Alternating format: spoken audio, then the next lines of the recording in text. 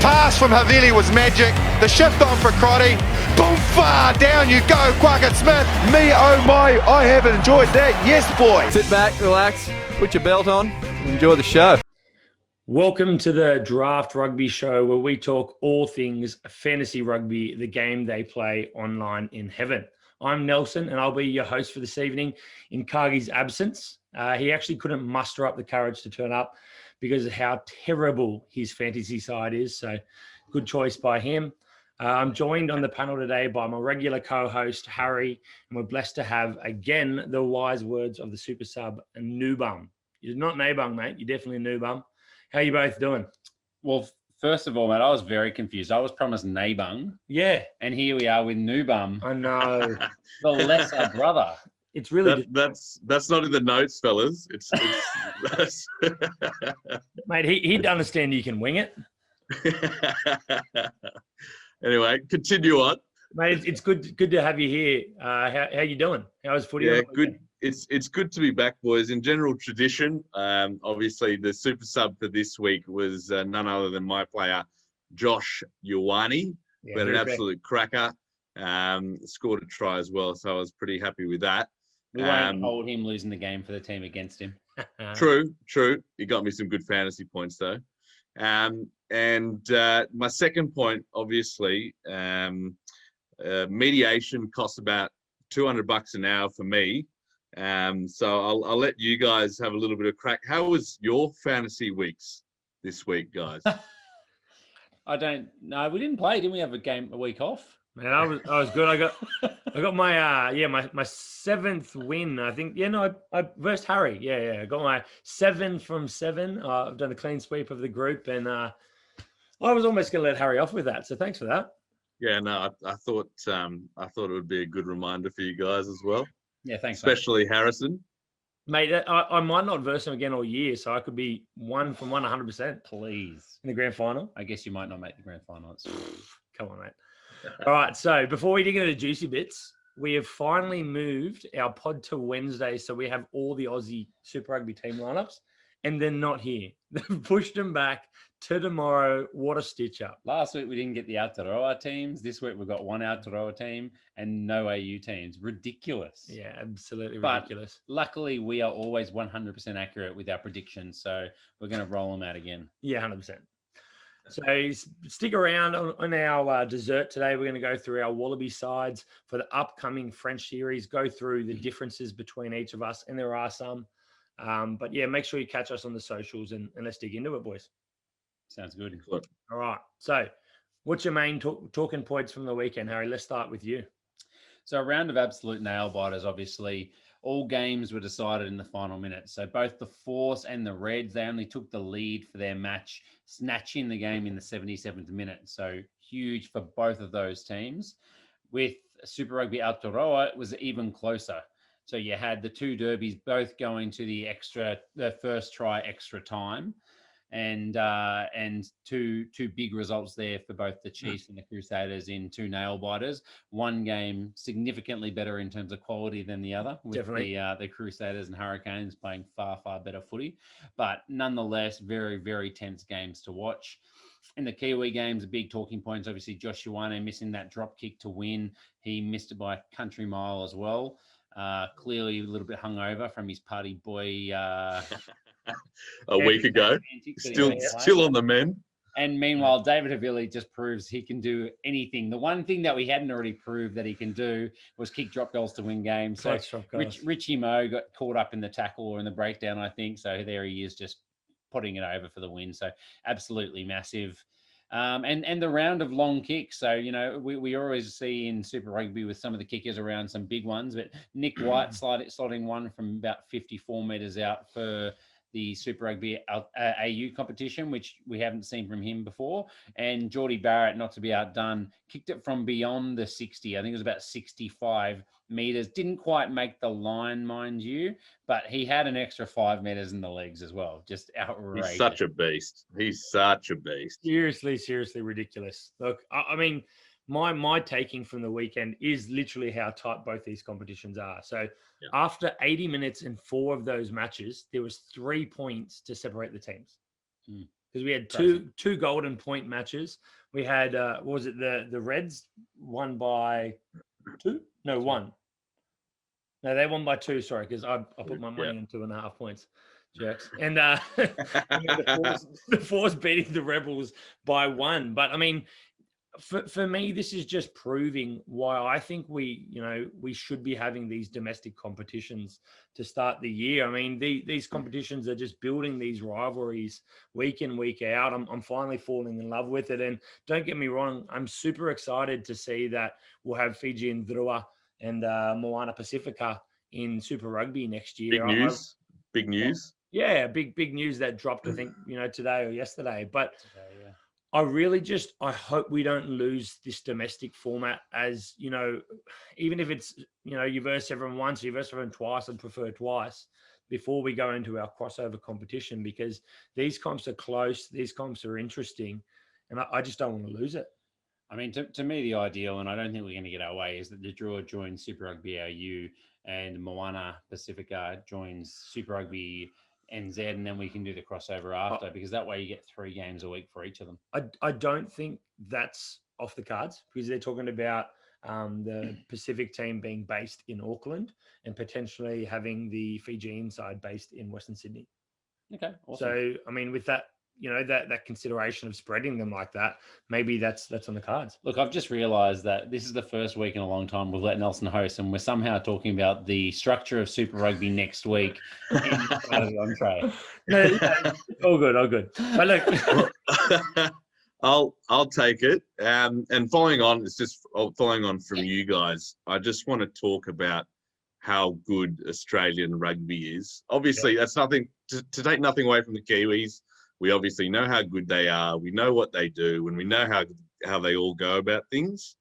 But to see the Brumbies and the Reds, obviously, let's just discard that Rebels Force game. Yeah, it was the last 10 minutes was good, but I just want to focus on the Brumbies and Reds. You couldn't ask for a better top of the table clash in game 2.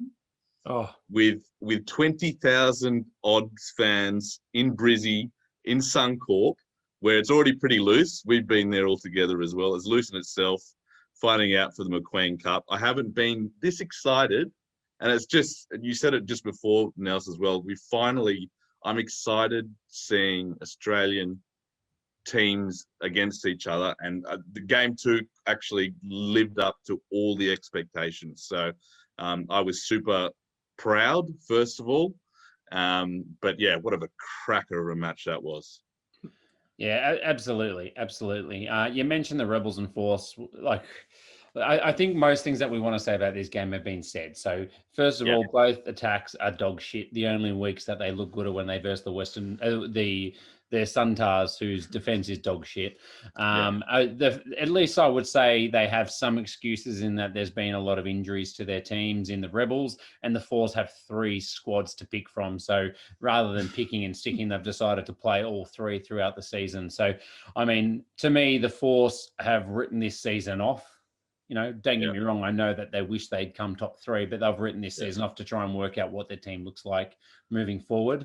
And the Rebels are really trying to extend themselves, but not really finding any good answers at the moment. I don't see that that's what the Force have done. I seriously, they just look oblivious to the fact that, no, they are, because they haven't done it in a way where they've worked people in and tried combinations different ways and things. They've literally just gone, who are we playing this week? And just, it's a lottery. Yeah, but that's the point, right? Work out who should be in the squad moving forwards. You can't do that. There's no logic to it. Over 8 games. No, I don't think there's any logic to it. I just think Matty Tamur actually summed it up in the post-match interview, just saying that, I'm glad that wasn't on free to wear. Yeah, but, he summed it up pretty nicely. Opposite to that, obviously, the Brumbies and the Reds. If I was a fair weather fan, whether a leaguey, AFL, God forbid, I'd be pretty entertained and, at least show a little bit of interest in the future. So I think that's a pretty decent effort there.